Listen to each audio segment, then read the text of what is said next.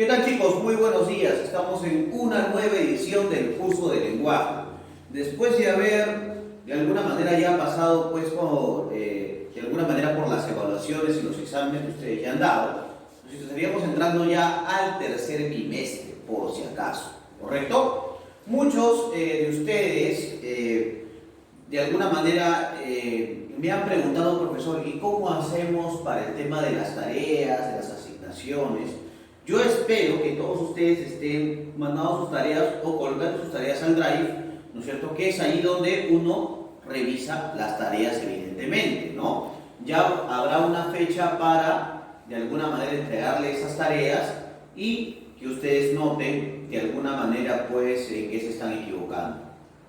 Algunos también me dirán, profesor, pero yo que necesito, ¿no es cierto?, saber cuáles serían las respuestas a esas tareas que ya estoy enviando. Bueno, en todo caso, a partir de ahora yo les propongo lo siguiente, ¿no?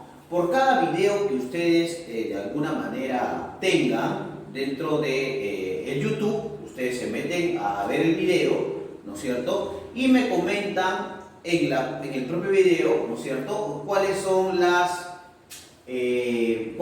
pues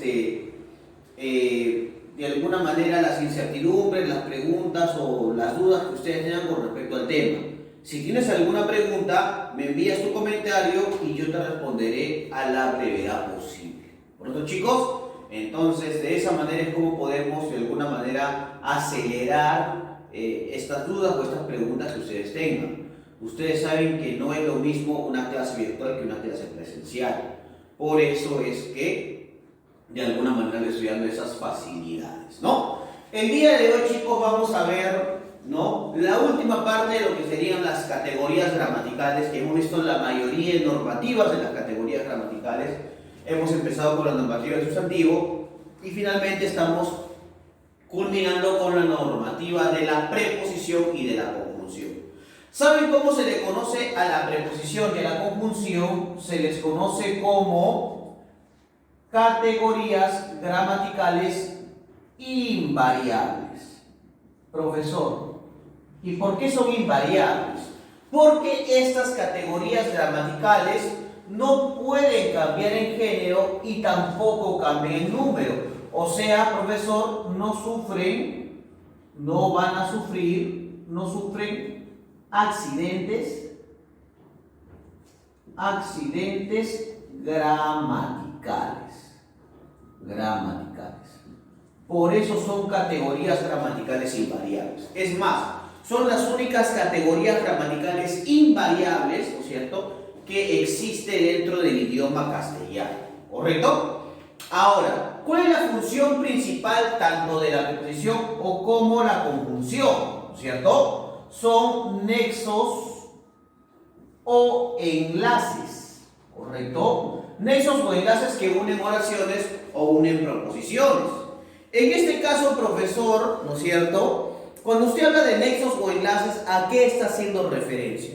Evidentemente, estoy haciendo referencia a los elementos que unen el sujeto con el predicado o el sustantivo con el verbo, ¿correcto? La función principal tanto de la preposición como de la conjunción es unir a esos elementos para darle coherencia a la oración. Pero es importante recordar que estos, como nexos o enlaces, tienen un significado ocasional. Profesor, ¿cómo es eso de significado ocasional? O sea que cumplen una función dentro de la oración, pero esa función no siempre va a ser la misma. Además, tanto las preposiciones como las conjunciones no tienen un significado o no tienen un sentido si es que no están dentro de una oración. O sea que no tienen, ¿qué cosa, profesor? No tienen independencia, ¿correcto?, sintáctica. O sea que, profesor, ¿necesitan de qué? Necesitan estar dentro de la oración para recién cumplir una función o para recién tener un significado determinado, ¿correcto? Entonces, el día de hoy vamos a hablar pues de estos nexos o estos enlaces que unen oraciones, en este caso da igual o de distinto valor sintáctico, y vamos a empezar con la preposición. No confundir. Una cosa es la preposición y otra cosa es la proposición.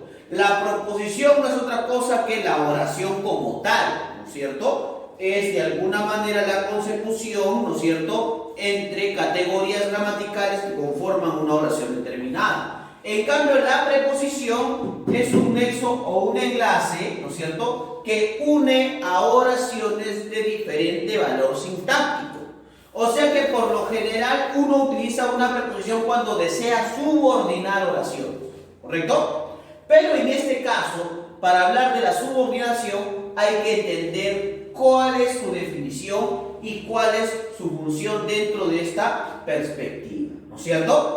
Podemos decir que la preposición, ¿no es cierto?, semánticamente carece de significado por sí mismo, o sea, que adquiere un significado contextual.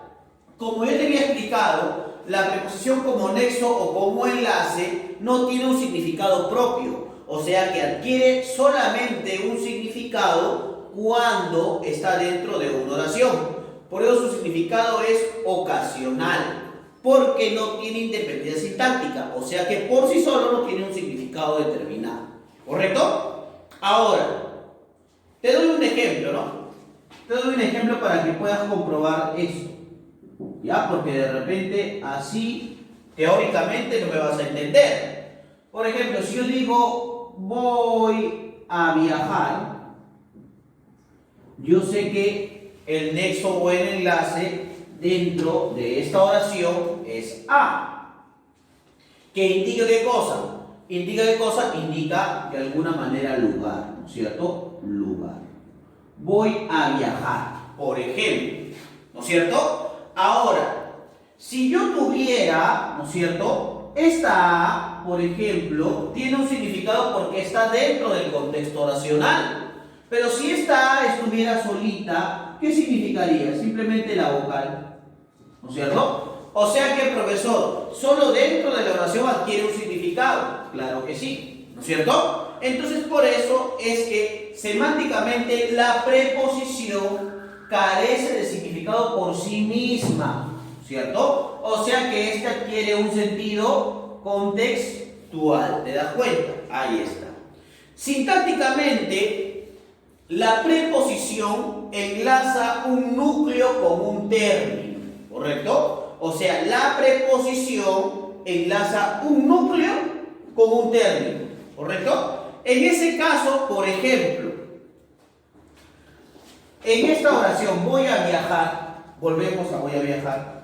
Por ejemplo, acá el sujeto, ¿no es cierto?, es tácito, porque sería yo voy a viajar. El sujeto es tácito, ¿por qué? Porque de alguna manera no está presente en la oración, pero lo sobreentiendo. Y viajar sería el verbo, ¿no es cierto? O sea, profesor, está uniendo este elemento independiente, que sería el núcleo del sujeto, con este elemento que depende, que es el núcleo del predicado, ¿no es cierto? Por ejemplo, si yo digo yo voy a viajar, ¿no es cierto?, estoy uniendo dos núcleos, núcleo del sujeto y núcleo del predicado. Evidentemente, entonces, la preposición enlaza un núcleo con un término elemental, ¿correcto? Y morfológicamente, chicos, la preposición es una categoría gramatical invariable. ¿Eso qué quiere decir? Que carece de accidentes gramaticales. Yo no puedo decir, por ejemplo, que el plural de a sería as, ¿no es cierto? Eso no puedo decir. ¿Por qué as? Estoy hablando pues de las a, ¿no es cierto? Definitivamente. Y tampoco puedo decir que, por ejemplo, puedo decir la a, pero también puedo decir el a. Eso no puedo decir. No cambia, no sufre accidentes gramaticales, ¿correcto? Entonces, sabiendo acaso qué cosa es la preposición, ahora vamos a establecer lo que sería la relación prepositiva, ¿correcto? ¿Qué implica la relación prepositiva?